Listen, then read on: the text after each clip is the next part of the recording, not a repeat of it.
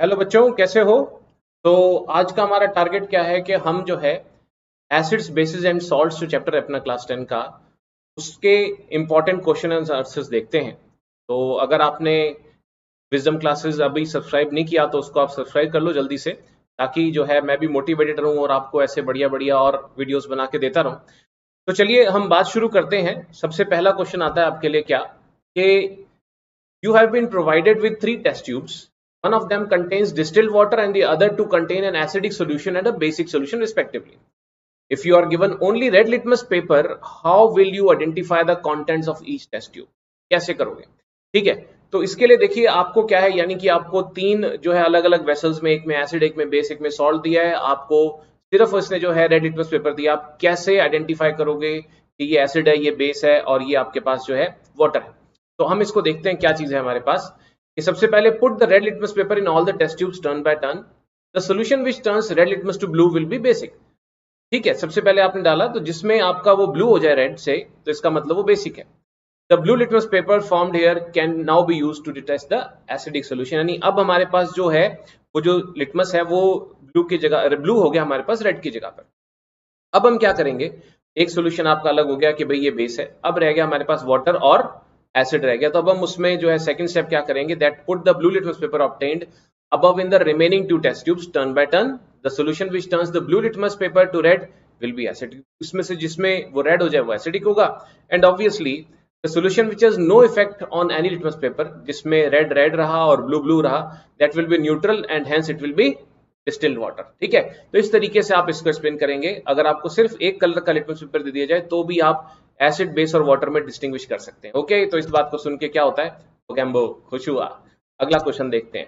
अगला क्वेश्चन आपकी स्क्रीन पे, ये क्या, ये बच्चा कितना खुश है, देखो आप, ये क्या खा रहा है, ये दही खा रहा है। तो अगला क्वेश्चन ऑब्वियसली अपन कर्ड के बारे में करते हैं।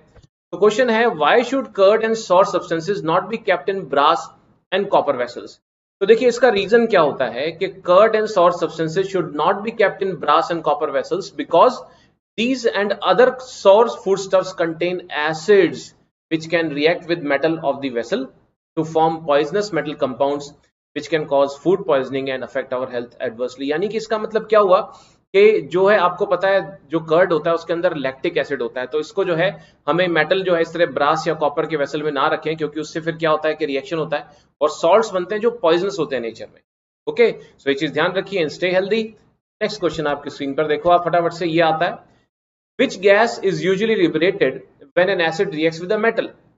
Illustrate with the help of an example and how will you test for the presence of this gas? तो अब ये क्या है, थोड़ा सा लेंदी क्वेश्चन हो गया, लेकिन सबसे पहले क्या है कि सबसे पहली बात कि hydrogen gas is liberated when an acid reacts with the metal. तो इसमें क्या है कि सबसे पहली बात आपको पता होना चाहिए, जो एसिड और मेटल के रिएक्शन से सॉल्ट प्लस हाइड्रोजन बनता है। तो इसके अंदर हम क्या करते हैं कि जो है इस तरह का एक्सपेरिमेंटल सेटअप हम लेते हैं। अगर ये क्वेश्चन आता है तो आपको सिंपल सा डायग्राम बनाकर दिखाना चाहिए, जिसके अंदर एक टेस्ट ट्यूब के अंदर हमने क्या किया कि जो है एसिड डाला है और उसके अंदर जैसे मान लीजिए जिंक के ग्रेन्यूल्स डाल रखे हैं फॉर मेटल। तो हम आगे देखते हैं डिलीवरी ट्यूब में एक सोप बबल में से इसको सोप के सोल्यूशन में से पास करते हैं तो कुछ बबल्स बाहर निकलते हैं। उन बबल्स को जो है हम देखते हैं टेस्टिंग करने के लिए, तो वो हाइड्रोजन गैस होती है। और हाइड्रोजन की टेस्टिंग का आपको तरीका पता है, that if you bring a burning match stick और a candle it will produce a pop sound with hydrogen gas. तो इस तरीके से आप जो है हाइड्रोजन गैस की टेस्टिंग कर सकते हो। क्वेश्चन को ध्यान से पढ़ना है, हर बात को आपने एक्सप्लेन करना है। पहला क्वेश्चन आया इसके अंदर, देखिए कि कौन सी गैस लिबरेट होती है, आंसर आया आपने लिख दिया हाइड्रोजन। दूसरा इलस्ट्रेट विद एग्जांपल, तो आपने जो है एक्सपेरिमेंट एक्सप्लेनेशन दे दिया। How will you test for presence of this gas, तो वो भी आपने बता दिया। हर चीज आपको ध्यान से क्वेश्चन को पढ़ना है, कोई बात आंसर देने में मिस नहीं करनी होती। ओके, आगे बढ़ते हैं। नेक्स्ट क्वेश्चन है, metal compound A reacts with dilute hydrochloric acid to produce effervescence. The gas evolved extinguishes a burning candle. Write a balanced chemical equation for the reaction if one of the compounds formed is calcium chloride. Okay, तो अब देखिए इसमें क्या है कि सबसे पहले आपको समझना है कि ये मेटल कंपाउंड ऑब्वियसली जो एफरवेसेंस की बात करते हैं, तो एफरवेसेंस क्या होता है कि इसमें जो है हम अगर बात करें, जैसे आप ये देख रहे हो ना, ये इसके अंदर कैसे बबलिंग के साथ जो है गैस बाहर निकल रही है, इस तरह के अगर ऑब्जर्वेशन होता है इसको हम एफरवेसेंस बोलते हैं, that is vigorous evolution of a gas. ठीक है, तो ये क्या होता है कि इस अगर आप किसी कार्बोनेट या हाइड्रोजन कार्बोनेट का एसिड से रिएक्शन करवाते हैं तो it forms salt plus water plus carbon dioxide. तो ये जो पर्टिकुलर एग्जांपल है, this is an example of reaction of calcium carbonate with hydrochloric acid. इससे कैल्शियम क्लोराइड और कार्बन डाइऑक्साइड और वाटर बनता है। तो आंसर क्या है? At the end product is calcium chloride. इससे हमें पता लगा कि जो सॉल्ट बन रहा है कैल्शियम क्लोराइड है, इसका मतलब हमें कार्बोनेट भी कैल्शियम का लेना है। And the gas formed is carbon dioxide. The metal compound A must be calcium carbonate, therefore the reaction between calcium carbonate and hydrochloric acid आपने जो आपके सामने आपको नजर आ रही है। तो ये सब आपको इस तरह से आपने जो दो बातें आपको बताई हैं, आपने इलस्ट्रेशन देनी है, उसके बाद आपने इक्वेशन को लिखकर दिखाना है। ऑब्वियसली वो जो फोटोग्राफ है वो तो मेरा काम है, ठीक है। चलिए नेक्स्ट क्वेश्चन पर चलते हैं। नेक्स्ट क्वेश्चन क्या कहता है? Why do HCl, HNO3 etcetera show acidic characters in aqueous solutions while solutions of compounds like alcohol and glucose do not show their acidic character? इसका कारण क्या होता है? इसका कारण होता है, ऑब्वियसली हमें पता है कि जो ये आपके पास एसिड्स होते हैं, ये पानी में मिलाने पर अपने कंपोनेंट आयंस में टूट जाते हैं। जबकि अल्कोहल्स और ग्लूकोज जो होते हैं, इस तरह के कंपाउंड्स में क्या होता है कि बहुत ज्यादा स्ट्रॉन्ग कोवेलेंट बॉन्डिंग होती है, ये आयोनाइज नहीं करते, इसलिए आयंस नहीं बनाते, तो इलेक्ट्रिकल कंडक्शन भी नहीं कर सकते। तो हमारा आंसर क्या लिखा जाएगा? H positive ions in aqueous solution are responsible for acidic character. पहली बात, HCl, HNO3 etcetera give H positive ions in water while alcohol and glucose do not give H positive ion in water due to strong covalent bonding between their atoms। ये शब्द आना चाहिए आपके answer में। Therefore alcohol and glucose do not show acidic character। ठीक है, तो ये चीज जो है, जैसे इसमें अगर हम देखेंगे, जैसे आप इस फिगर से अगर आप ध्यान से देख सकेंगे तो आपको पता लगेगा कि इसमें होता क्या है कि जैसे HCl जो है आपके पास, इसमें क्या होता है कि जो गैसियस फेज में है वो HCl जो है नीचे आती रहती है, और जब जैसे ही पानी के अंदर आती है तो अपने कंपोनेंट आयंस में टूट जाती है। ठीक है, चलिए नेक्स्ट क्वेश्चन देखते हैं। नेक्स्ट क्वेश्चन है हमारे लिए, why does an aqueous solution of N acid conduct electricity? Aqueous solution acid का इलेक्ट्रिसिटी कंडक्शन क्यों करता है? ठीक है, तो फिर वही बात आती है इसमें कि aqueous solution of acid conducts electricity due to presence of charge particles called ions in it, क्योंकि अपने कंपोनेंट आयंस में टूट जाता है। जब आप इस तरह से अगर कोई आपका जो सोल्यूशन आप लेते हैं जिसमें एसिड या बेस डला हो या सॉल्ट इवन डला हो, तो वो अपने आयंस में टूटता है, और आप देखेंगे कि जब आप इसको एक सर्किट में जोड़ते हैं तो इस तरह सोल्यूशन के अंदर आयंस चलने लगते हैं। Moving charge is what you call current. ठीक है, नेक्स्ट क्वेश्चन देखते हैं। नेक्स्ट क्वेश्चन है हमारे पास, why does dry HCl gas not change the colour of dry litmus paper? Dry HCl क्यों नहीं चेंज करता? बड़ी सीधी सी बात है, क्योंकि dry HCl gas does not give H positive ions and therefore does not change the colour of dry litmus paper. जब अगर आप जो है अगर ड्राई HCl गैस होगी और उसके ऊपर अगर आप ब्लू लिटमस पेपर लेकर आ रहे हैं ड्राई, ठीक है, तो क्या होगा कि आपका जो है किसी भी तरीके का आपको उसमें कलर चेंज नजर नहीं आएगा, क्योंकि आयोनाइजेशन नहीं हुआ HCl में। लेकिन अगर आप एक जो है वेट लिटमस पेपर लेकर आते हैं, या आप जो है मॉइस्ट HCl गैस आ रही है बाहर, तो क्या होगा? आप देखेंगे कि जो blue litmus paper it will turn red. The reason is ionisation. ठीक है जी, नेक्स्ट देखते हैं। अगला क्वेश्चन है, while diluting an acid why is it recommended that the acid solution should be added to water and not water to the acid? आपने ये नहीं करना कि एसिड लेकर उसके ऊपर पानी डालना है, बल्कि पानी के अंदर जो है धीरे धीरे आपने एसिड मिलाना है। तो ये जो है कैसे करना होता है, इसका कारण क्या होता है? क्योंकि अगर आप सोच रहे हो तो इसका कारण क्या है कि while diluting an acid it is recommended that the acid should be added to water and not water to acid, because if water is added to consider dilute acid to dilute, then a large amount of heat is evolved at once। इससे क्या होगा कि acid में splash out, this heat changes some of the water to steam explosively which can splash the acid on one's face or clothes and cause acid burns। तो ये जो है एक प्रॉपर आंसर आता है इस तरीके से, तो आपको डाइल्यूशन का बड़ा इंपॉर्टेंट रहता है, ध्यान रखना चाहिए। नेक्स्ट क्वेश्चन देखते हैं। तो नेक्स्ट क्वेश्चन हमारे पास आता है, how is the concentration of hydronium ions, हमें पता है H3O positive, affected when a solution of N acid is diluted? जो कंसंट्रेशन है उस पर क्या असर पड़ेगा अगर आप उसको डाइल्यूट करते हैं, पानी मिलाते हैं? तो सोच लिया होगा आपने, तो मैं आपको बता देता हूं इसका जवाब क्या है। When a given amount of an acid is added to water, there is a fixed number of hydronium ions per volume of the solution.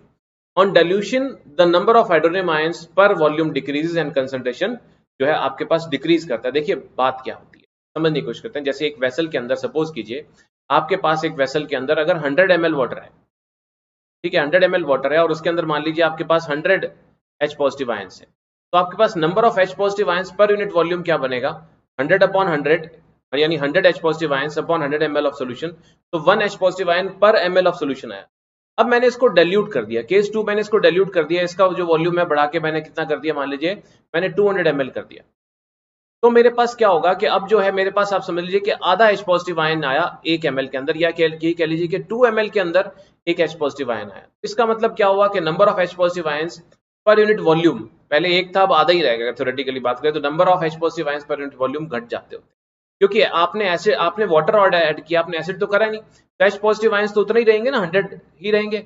तो 100 H पॉजिटिव आयंस अब 200 ml में हो गए, तो कंसंट्रेशन घट जाता है H पॉजिटिव की कंसंट्रेशन पर यूनिट वॉल्यूम, यानी वॉल्यूम के अंदर उतना, उस वॉल्यूम से कंपेयर करें तो कम हो जाती है। क्लियर? नेक्स्ट क्वेश्चन के बारे में आप सोच रहे होंगे तो मैं आपको बता दूं क्या है।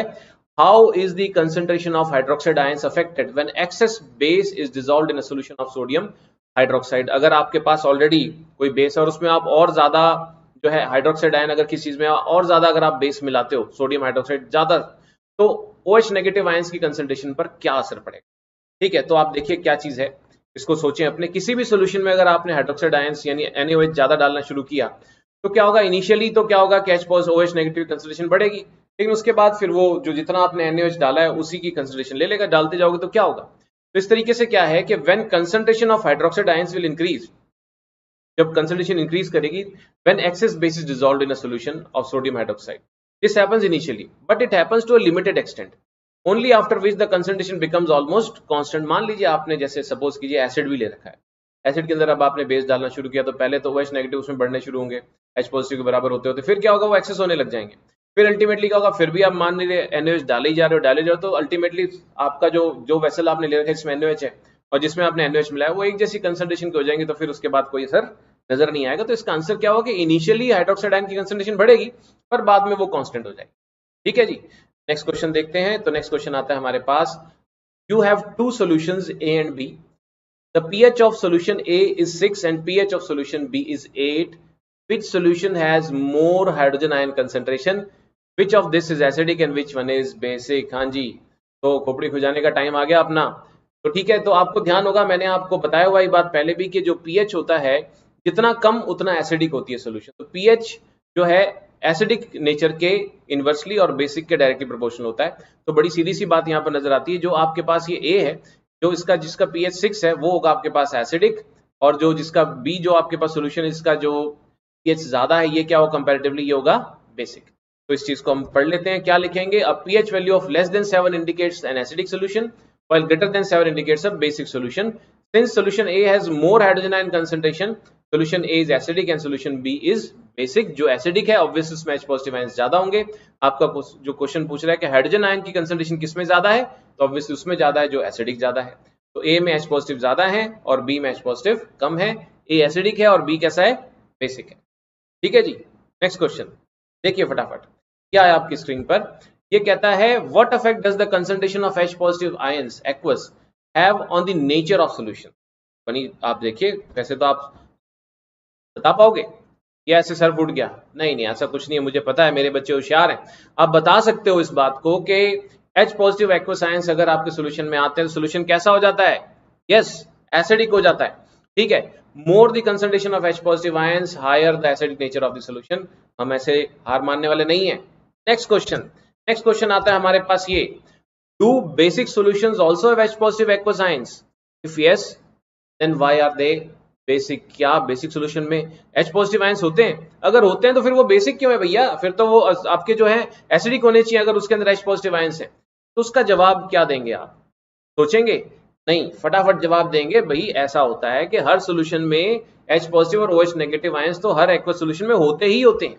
सिर्फ फर्क क्या होता है कि अगर कोई चीज न्यूट्रल होती है तो उसमें H पॉजिटिव आयंस की कंसंट्रेशन जो होती है वो OH नेगेटिव के बराबर होती है। अगर आपका कोई सोल्यूशन कैसा होता है, एसिडिक होता है, तो उसमें H पॉजिटिव आयंस की कंसंट्रेशन जो होती है वो OH नेगेटिव की कंसंट्रेशन से ज्यादा होती है। और अगर कोई चीज अगर बेसिक होती है तो उसमें H पॉजिटिव से OH नेगेटिव आयंस की कंसंट्रेशन ज्यादा होती है। तो इस तरीके से आपके पास ये न्यूट्रल और ये एसिडिक और ये बेसिक सोल्यूशन होते हैं। चाहे आपका न्यूट्रल सोल्यूशन है उसमें भी H पॉजिटिव OH नेगेटिव दोनों होते हैं, चाहे आपका बेसिक सोल्यूशन है उसमें भी H पॉजिटिव OH नेगेटिव दोनों होते हैं, चाहे आपका एसिडिक सोल्यूशन है उसमें भी H पॉजिटिव और OH नेगेटिव आयंस दोनों होते हैं। बस फर्क क्या होता है, न्यूट्रल में दोनों की कंसंट्रेशन बराबर होती है, एसिडिक में H पॉजिटिव OH नेगेटिव से ज्यादा होता है और बेसिक में OH नेगेटिव H पॉजिटिव से ज्यादा होता है। तो यहाँ पर आंसर क्या लिखा हुआ है, basic solutions have H positive ions but these are far less in number than OH negative ions that is responsible for their basic nature. ठीक है, तो खटाक अगला क्वेश्चन देखते हैं क्या आता है अपने पास। सोचिए, नेक्स्ट क्वेश्चन है अपने पास ये कि under what soil condition do you think a farmer would treat the soil of his fields with quick lime, जैसे कैल्शियम ऑक्साइड या स्लेक लाइम, इसको बोलते हैं कैल्शियम हाइड्रोक्साइड, या चौक, मार्बल, एगशेल, लाइमस्टोन, ये सब कैल्शियम कार्बोनेट होते हैं। तो किन परिस्थितियों में इस तरह की चीजें एक फार्मर मिट्टी में मिलाएगा? तो आपको पता है ये सब चीजें बेसिक हैं। तो ऑब्वियसली जब कभी एसिड रेन होती है और जो आपकी जो मिट्टी है वो बहुत ज्यादा एसिडिक हो जाती है, उस केस में वो प्लांट्स को नुकसान पहुंचा सकती है, तब फार्मर क्या करेगा, उस एक्सेस एसिड को न्यूट्रलाइज करने के लिए बेसिक मटेरियल सॉइल के अंदर मिलाएगा। तो जवाब क्या लिखोगे आप? If the soil is too acidic यानी having low pH, then it is treated with materials like this. ठीक है, क्विक लाइम या स्लेक लाइम या कैल्शियम कार्बोनेट चौक जिसे आप बोलते हैं, कुछ भी डाल सकता है। ये सब बेसिक है। Next question.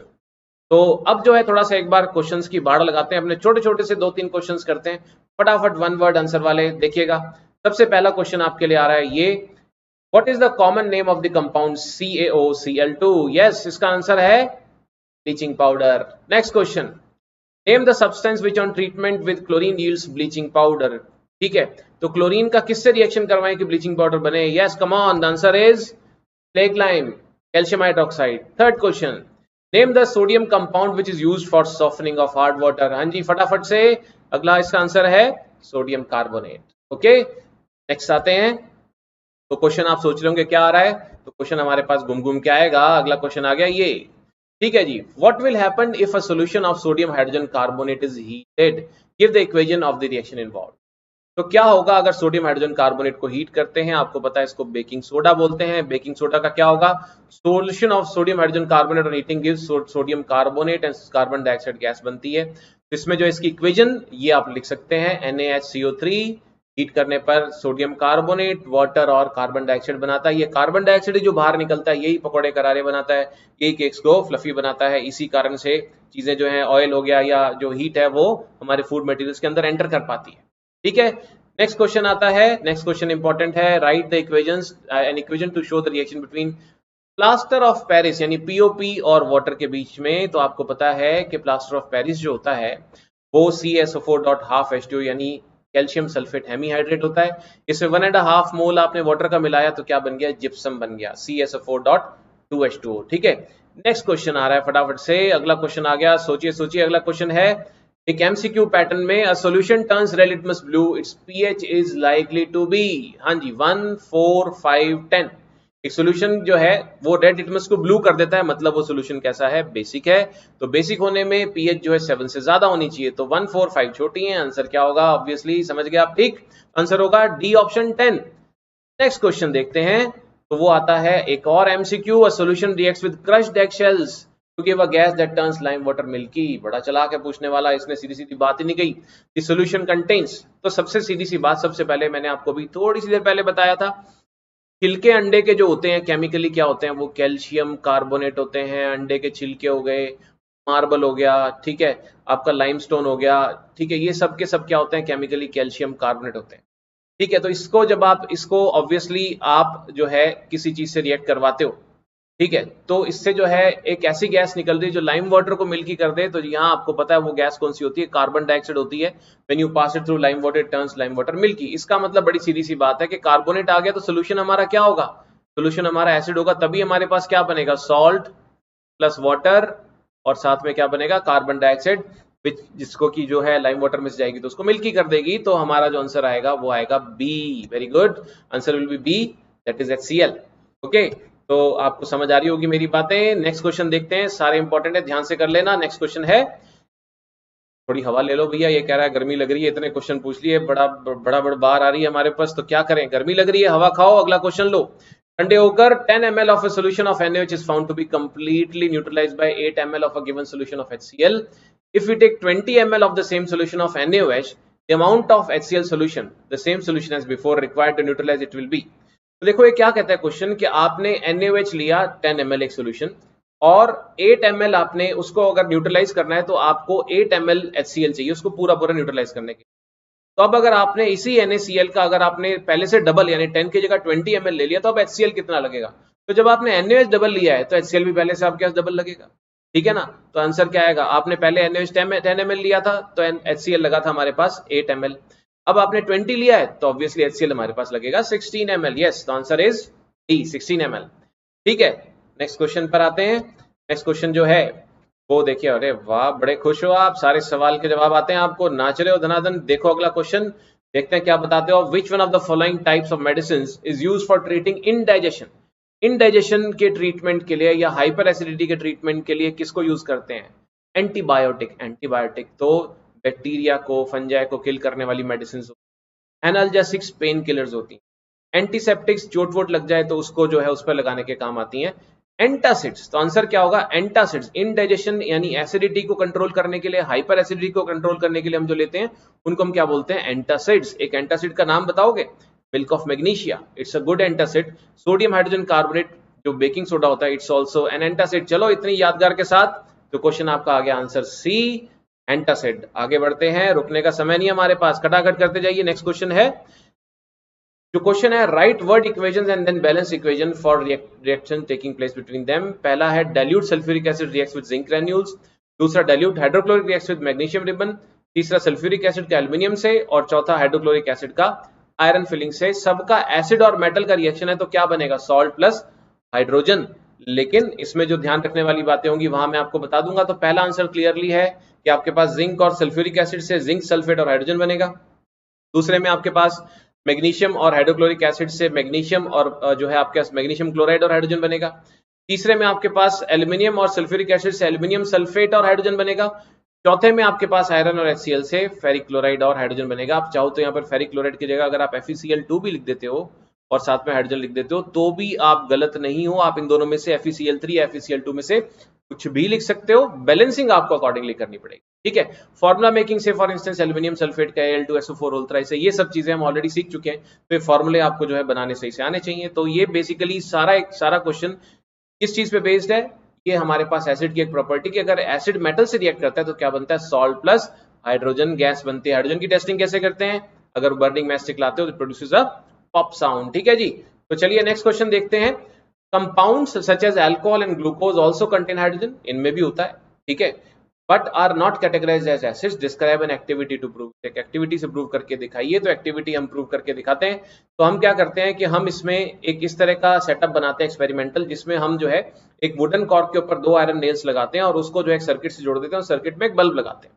अब हम क्या करते हैं, सारा पढ़ने की जगह आप पढ़ लेना यारो, क्या फर्क पड़ता है, मैं आपको बता रहा हूं। यहां पर इसमें क्या है कि इसमें जो है आप समझिए, यहाँ पर आपने अलग अलग सोल्यूशन भर देने हैं। पहले आपने प्योर वाटर भर के देखना है, फिर आपने मान लीजिए कोई एसिड का सोल्यूशन भर के देखना है, या कोई बेस का सोल्यूशन भर के देखना है, या आपने कोई सॉल्ट का सोल्यूशन भर के देखना है, फिर आपने अल्कोहल भर के देखना है, या आपने इसमें ग्लूकोज का सोल्यूशन भर के देखना है। तो हर बार आप चेक करोगे आप बल्ब ग्लो कर रहा है कि नहीं कर रहा, तो आप ये पाओगे इस एक्टिविटी से हम भी प्रूव करेंगे कि अल्कोहल और ग्लूकोज जो है उस केस में बल्ब ग्लो नहीं करता। क्यों नहीं करता? क्योंकि जो है देखिए, इन आयरन नेल्स के बीच में जो कंडक्शन हो सकता है, इन आयरन नेल्स के बीच में कंडक्शन हो सकता है, वो सिर्फ इस सोल्यूशन से हो सकता है ना। तो ये सोल्यूशन अगर कंडक्टिंग होगा तो इलेक्ट्रिकल कंडक्शन होगा और बल्ब क्या आपका ग्लो करेगा, नहीं होगा तो नहीं करेगा। तो अगर आपने अल्कोहल और ग्लूकोज डाला तो वो जो है आयनाइज नहीं करते, इसीलिए वो यहाँ पर बल्ब नहीं जलेगा। ठीक है, तो ये सारी बातें मैंने इसके अंदर जो आपको बताई हैं, आई होप आपको समझ आ गई होंगी। है क्या नहीं? ऐसे ही सोच रहे हैं ना आप, इसको ध्यान से आप पढ़ लीजिएगा। अगर ये एक्टिविटी आती है तो बातें आपको इसी तरीके से लिख कर आनी होती है। मेरी कोशिश ये है कि आपको जो क्वेश्चन आए अगर एग्जाम्स में, तो आप आंसर अपना कैसा लिखना होता है वो भी आपको लिख कर आना है, कंजूसी नहीं करनी होती, अलॉन्ग विद टाइम मैनेजमेंट, वो बहुत जरूरी है। चलिए नेक्स्ट क्वेश्चन देखते हैं। तो नेक्स्ट क्वेश्चन जो है वो कहता है why does distilled water not conduct electricity whereas rain water does. वो कहता है कि जो बरसात का पानी होता है वो इलेक्ट्रिकल कंडक्शन करता है, लेकिन डिस्टिल्ड वाटर जो होता है वो इलेक्ट्रिकल कंडक्शन नहीं करता। इसका कारण क्या है कि जब रेन वाटर आता है, यानी जब बरसात होती है, तो वो क्या होता है कि वो हवा में कार्बन डाइऑक्साइड से या दूसरे पोल्यूटेंट गैसेस से वो डिसॉल्व करके एसिड बना लेता है, माइल्ड एसिड्स। तो इस कारण से क्या होता है कि जब आप रेन वाटर इकट्ठा करते हो तो उसमें थोड़ा बहुत एसिड बन जाता है, जिस कारण से वो आयंस उसके अंदर मौजूद होते हैं और इस कारण से वो इलेक्ट्रिकल कंडक्शन करता है। On the other hand distilled water बिल्कुल प्योर वाटर है, उसमें किसी तरह के इस तरह के दूसरे आयंस नहीं होते और इलेक्ट्रिकल कंडक्शन नहीं कर पाता। इसका आंसर क्या लिखेंगे?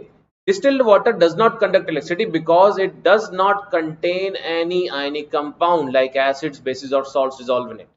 Rainwater, while falling to the earth through the atmosphere, dissolves in acidic gas carbon dioxide from the air and forms carbonic acid H2CO3. Carbonic acid provides hydrogen ions and carbonate ions.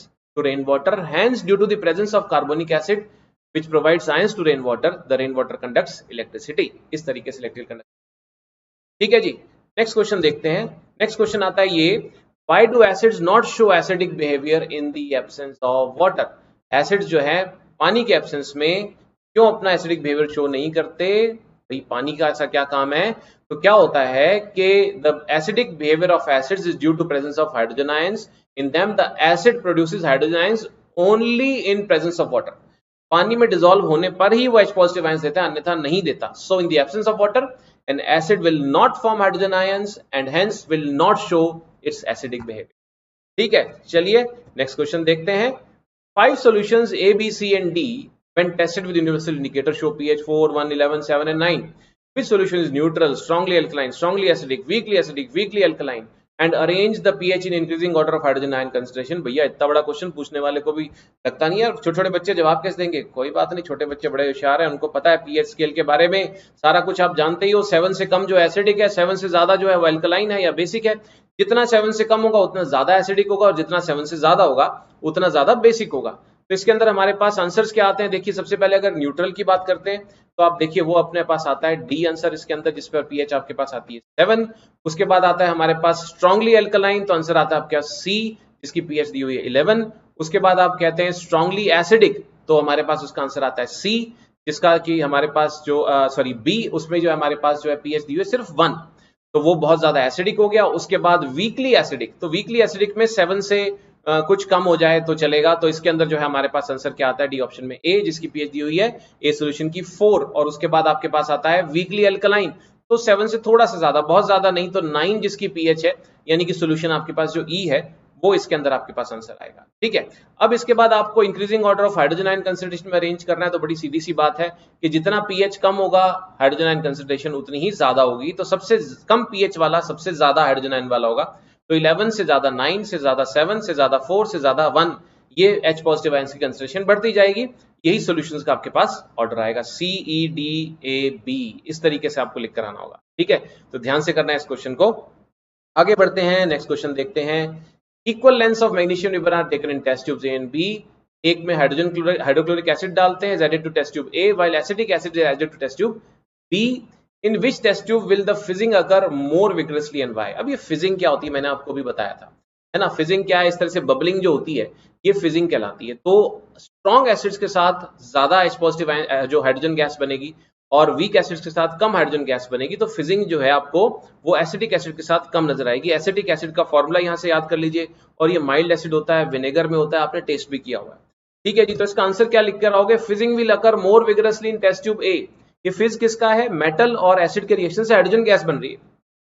तो hydrochloric acid is a strong acid whereas acetic acid is a weak acid. Being strong acid, the hydrochloric acid solution contains a much greater amount of hydrogen ions in it, due to which the fizzing will occur more vigorously in test tube A containing hydrochloric acid. The fizzing is due to evolution of hydrogen gas which is formed by the action of acid on magnesium metal of magnesium ribbon। इस तरह से perfect answer बनता है। Next question देखते हैं, तो वो क्या है? Fresh milk has a pH of 6. How do you think the pH will change as it turns into curd? दूध से दही बनता है, तो अपना आंसर समझाइए। तो ठीक है, तो क्या होता है कि दूध के अंदर ना नेचुरली जो है लैक्टोबैसिलस होता है, एसिडस, वो धीरे धीरे अपना काम करता रहता है, तो उससे एसिडिक नेचर बढ़ता है दूध का। और वो क्या है कि जब ज्यादा एसिडिक हो जाता है तो प्रोटीन्स जो दूध में होते हैं वो अनफोल्ड हो जाते हैं, वो डीनेचर्ड हो जाते हैं, और इससे क्या होता है कि वो कर्ड में कन्वर्ट हो जाता है। तो पीएच जो है डाउन जाता है, दूध से दही खट्टा होता है। ठीक है, तो pH of milk falls below 6। जब कर्ड बनेगा तो पीएच और कम हो जाएगा क्योंकि वो एसिडिक होता जा रहा है। As it turns into curd due to formation of lactic acid. हमें पता है दूध दही में लैक्टिक एसिड होता है during this process. Lactic acid present in it reduces it's pH value. ठीक है, तो ये हमारे दूध वाले भैया कह रहे हैं ठीक है बिल्कुल भैया, ओके, समझ आ गई बात मुझे कि दूध से दही कैसे बनता है। तो फिर क्या होता है? अब दूध वालों को बड़ी परेशानी होती है। अगला क्वेश्चन उनके बारे में, बेचारों के बारे में। वो कहते हैं milkman adds a very small amount of baking soda to fresh milk. अब दूध जो है लेकर चलते हैं, गांव से लेकर आते हैं, हमारे घरों में लेकर आते हैं बेचारे दूर दूर से भाग भाग के, तो बड़ा टेढ़ा काम है ना, भागम भाग करनी पड़ती है, भागे भागे साइकिलें चला चला के आते हैं। आया सर, तो लेकिन क्या है, जब गर्मी जब बढ़ती है, जितनी देर तक दूध हमारे पास हम बॉयल नहीं करेंगे तो वो क्या होगा, उसमें क्या है कि वो लैक्टोबैसिलस अपने काम करते रहेंगे। इससे क्या होगा कि हमारा जो है पीएच मिल्क का गिरता रहेगा। तो होगा क्या कि उसके अंदर ये हो सकता है कि पीएच गिरता रहेगा तो वो दूध दही में कन्वर्ट हो जाएगा, तो दही के तो आप पैसे दोगे नहीं, ठीक है। तो इसीलिए क्या होता है कि मिल्कमैन क्या करते हैं, तो ये जो है थोड़ा सा बेकिंग सोडा डाल के चलते हैं, बेकिंग सोडा बेसिक होता है।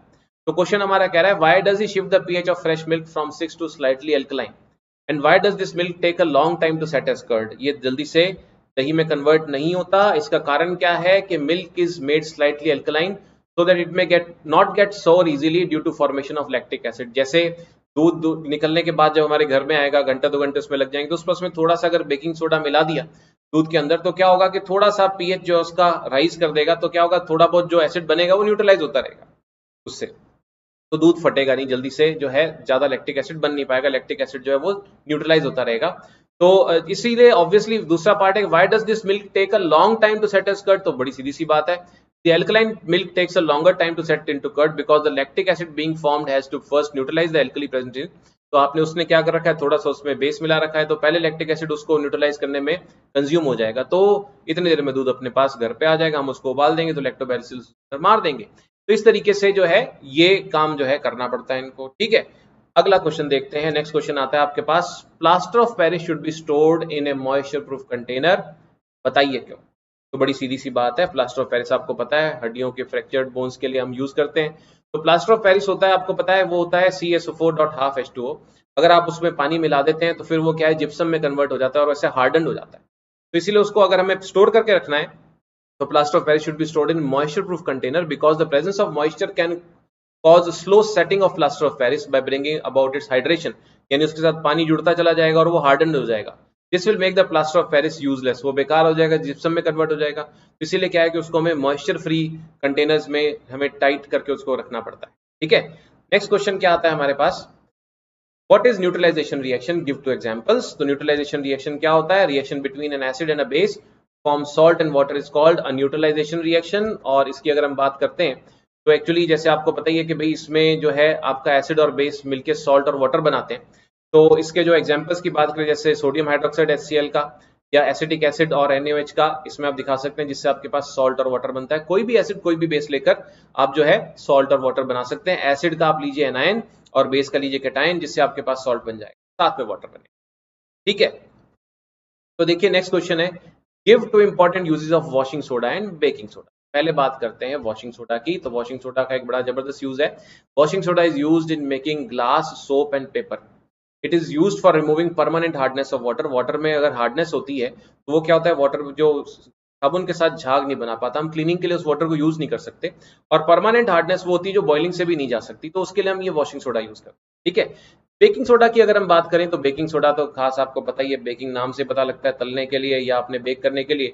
तो baking soda is used as an antacid, पहली बात तो जो हम पहले भी डिस्कस कर चुके हैं, to remove more acidity in the stomach. और दूसरा मेजर यूज है, baking soda is used for making baking powder, used for making cakes, breads, pakoras, ये सब बनाने के काम आते हैं, ठीक है।